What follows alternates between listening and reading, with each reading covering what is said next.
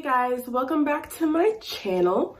I'm here with my unmade bed to talk to you guys about mental health and mental health awareness, especially because the seasons are changing, which for some of you, you know that can be a bigger problem with the lack of vitamin D in the fall and the winter from the sun. So it's just, I think it's time, and people have been coming up to me asking me about mental health advice and things like that. So I think it's time to talk about it and let you guys know what I've been dealing with personally. I love being vulnerable, especially maybe to even people who I don't necessarily know, because you never know what could help somebody. Now, I'm not necessarily too open, but I love being able to share some of the things I go through, because you never know who needs an ally or who needs advice or who needs just someone in their corner helping them through these things. So the first topic we're going to talk about is depression. I've been dealing with depression for an X amount of years, and it's really affected me in a lot of ways. But before I get into that, I actually wanted to give you guys a note that I'm going to be speaking about these things from a spiritual perspective, because I look at everything from a spiritual perspective, because that's just my life. But I'm going to be talking to you guys from the point of a Christian who reads the Bible and who is looking at themselves the way God looks at them. And so I like to never use the word struggle, like, oh, I struggle with mental health, or I struggle with depression or anxiety. I don't like to use that word, because I'm not struggling. I am being, carried by God through all of these things. So it's just something, I just believe the way you speak about yourself and the way that you see yourself needs to align with the way God sees you. So that's the way I'm going to be speaking about depression, anxiety, and ADHD. So back to depression. I have been dealing with it for an X amount of years, and it's been challenging. There have been times where I've had, tendencies of not wanting to be here anymore. There have been times where I've been crying in the dark in my bed for days, times where I won't use the bathroom, won't eat, won't, clean myself, because it's just like too much. Sometimes it gets to be too much. And I thank God those days are in the past, and I'm not saying it'll never happen again, but a majority of those days are in my past, because I have the correct medication now, and I have been growing deeper into my relationship with God as well. And just like touching on me having the right medication, there are some people who believe in all natural methods, or no all natural or medical methods at all, and just spiritual methods of curing your depression. But it was not the right time for me to try that. It was not time for me to try going off of my medicine, if that makes sense. It led to very bad results. So I had the wrong medication, actually, and I was off of it for amount of days, and actually had to be hospitalized. So once I got on the right medication after being hospitalized, it was like a 180 turnaround. So I'm staying on the medication that I was prescribed once I was hospitalized, and I am doing a lot better. I'm doing a lot better mentally. I still have my days, of course. Depression still tries to creep up on me and attack me, but I know what God says about who I am, and about how he sees me. And so depression doesn't attack me as hard as it used to. Along with depression came me thinking things like nobody cares about me, nobody knows I'm even here. People are lying to me about certain things, and it was just sort of like manipulation and confusion that came with depression. But anything that is manipulative or confusing comes from the enemy, I believe. And it's an attack, a spiritual attack on your mind and on your being. And it's just very hard to counteract that sometimes, because when you're depressed, you don't want to pray. You don't want to, seek God sometimes. Sometimes you just want to cry and kind of get inside your own head. But it just makes things worse. And I had to experience that. I had to realize that I had to crawl out of that hole, pretty much with the help of my family and friends and medical experts, but on my own. I had to choose to crawl out of that hole and to seek God again and to get back to my faith and what I believed in, because that's what held me. That's what kept me. I'll tell you a story about when I was in the hospital. It was a psychiatric hospital, and I was in there, and my roommate could only speak Spanish. So I knew a medium amount of Spanish. I was able to communicate with her fairly well. And her translator came in one day, who I had never seen before. And her translator came in, and her translator was a disciple of Christ. And so I was like, well, God's reaching me even in the psychiatric hospital. And she was able to preach to us. Not necessarily like preach, like, stuff the word down our throats, because we were in a sensitive mindset at that time. Both of us were, me and my roommate. But she was able to sort of, I guess, remind us that God was still in our lives. And she did puzzles with us, and we just spent time together the whole day. It made time go by faster, but it also made me realize that I was seen and loved by God. I got phone calls every day from the people in my church, from my pastor. I had people, it was COVID time when I was in the hospital, so people weren't allowed to visit. But it was just really encouraging being in there and not having any electronics, no phone, no laptop, no anything. It was refreshing. I'm not gonna lie. It was refreshing to just get away from those things, because you might not realize it, but the devil can attack you through your social media and through people texting you and through your connections with the outside world. And so if Satan wants to attack you, he knows how to get you. He knows how to trigger your depression or trigger your anxiety when it comes to you looking on social media, or somebody who you haven't spoken to in a while reaching out to you, or, things like that. And so it was just refreshing to be away from all of that and to get my mind right and to get the medication that I needed. And so I have been through a lot with depression, but I believe that one day I will not need medication for it. I will be free from needing to be ever hospitalized again or taking medication for it or anything like that. I believe that God is a deliverer, and he will 100% free me from the, I was about to say struggle. It's so hard to not say struggle, but from the diagnosis of depression.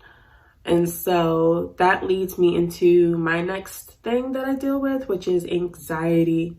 And anxiety comes to me in a few different ways. I usually feel really overwhelmed with the things that I have to do throughout the day, and it makes me not want to do anything. And that kind of sidelines into my ADHD as well. I will have so many things to do and I want to do them perfectly and I want to do them now. But if I can't, then I just won't do them at all. And so, I don't know, maybe that's why I never make my bed. But it's just, it's a lot with anxiety, especially when it comes to talking with people, communicating with people. People don't know this, but whenever I talk to somebody, I'm thinking very hard about the words that I'm saying. I'm thinking, am I saying the right thing? What are they thinking about me? What are they going to think about me when I leave? Did I just ruin this conversation? Did they think I was weird or crazy? Or, you know, how can I communicate and socialize with people effectively? Sometimes I stumble over my words and then I just feel like the world is crumbling. And that really affects me, the anxiety of, am I doing things correctly? Am I doing things the right way? Did I mess up on something? That really plagues me sometimes because it's like, I'm not gonna be perfect. My anxiety wants me to be perfect, but I'm never going to be perfect. And that's something that I've been struggling to accept. And it's something that I'm going to have to fully accept one day, hopefully soon, because it's impossible. It's impossible for any one person to be perfect. And like I was saying, my anxiety kind of like molds or melts into my ADHD sometimes. Because with my ADHD, I just want to do everything all the time. But then my anxiety is like, well, if you're going to do everything all the time, it needs to be perfect. And it just they sort of battle each other. And then I just end up doing nothing. Like my brain races so much throughout the day, I just end up doing nothing. Or I end up doing everything. And that's, either one is bad. Me doing nothing is bad. And me trying to do everything is not good either. And so those are two things that I also struggle with. I'm going to put a few scriptures. I actually keep a few scriptures about anxiety in my phone just so that I can remind myself what the Bible says about anxiety. And the Bible says, do not be anxious about anything. And that really helps me most days because God's word is something that I can be secure in and that I believe is the truth and that I believe is, you know, meant to help carry us throughout whatever mental health issues that we're going through. So here are a few scriptures about anxiety. If you ever need to revisit them or visit them for the first time, I would definitely do so because keeping them close to your heart during times where you're dealing with anxiety is going to help you get through it. And so the last thing I deal with, which is ADHD, I just recently got medicated for. I was not on medication because there's a lot of issues with shortages in my medication and people abusing my medication. You know, other people in the world abusing the medication I use, which I use properly. So it kind of sucks that, you know, there's restrictions now on people who actually need it because other people abuse it. And so that's another issue. And so my ADHD has really gotten better with the medication. I can already tell, but it's still something that I have to monitor every day, just to make sure that I'm not just fully depending on the medication. And that's with everything I deal with, my depression, anxiety, and ADHD. I make sure that I am not just, oh, I'm taking the medication, so I'm fine. No, I need to still read my word. I need to still pray about it. I need to still have my coping mechanisms that my therapist gave me to counteract, you know, the mental health issues. Not just depend on my medication and then just let whatever happen. So that's something that I I make sure I'm aware of. Like, I'm not just, what is the word I'm looking for? Like leaning on the medication too much, or like trying to use my medication as an excuse when I have coping mechanisms and I have the spiritual guidance and spiritual, power that I need to counteract these things as well. And another topic that I was thinking about while talking just now is how mental health is viewed in the Black community. And I'm not going to get too deep into it. That could be a whole nother video itself, to be honest. But how mental health is viewed in the Black community, it's viewed a couple different ways, but this is just my personal experience. I'm not speaking for every Black person on earth, but a lot of people who I've seen in the Black community dealing with mental health do not take it as seriously as I would like. A lot of people are just like, oh, he's a little off, or, she's just crazy. And it's like, yeah, but maybe they should seek help. Maybe they should seek medication. I didn't grow up with a lot of my friends talking about therapy or they were on medications. A lot of people kind of just self-medicated with like weed or, alcohol, and it was not good. That's not a good way to deal with your problems, especially mental health problems. It can actually make it worse.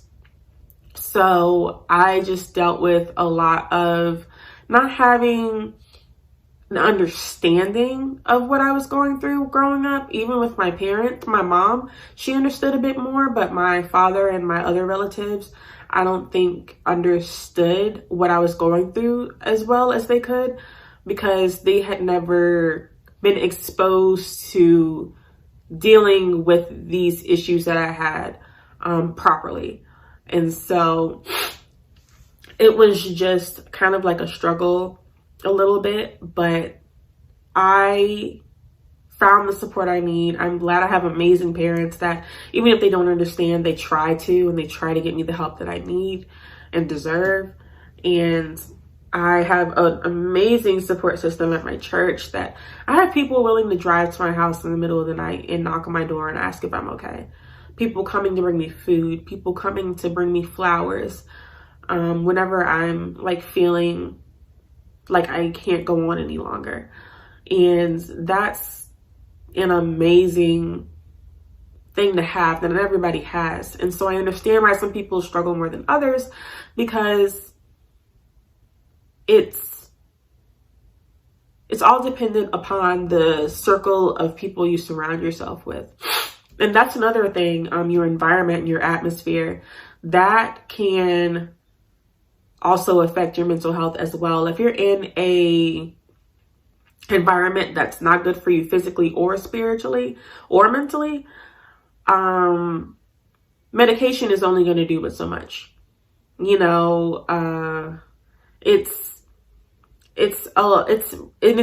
different when you also surround yourself with people who maybe you're not caring for your mental health as well as you want them to be, who are dismissing it or who are sometimes even making fun of it.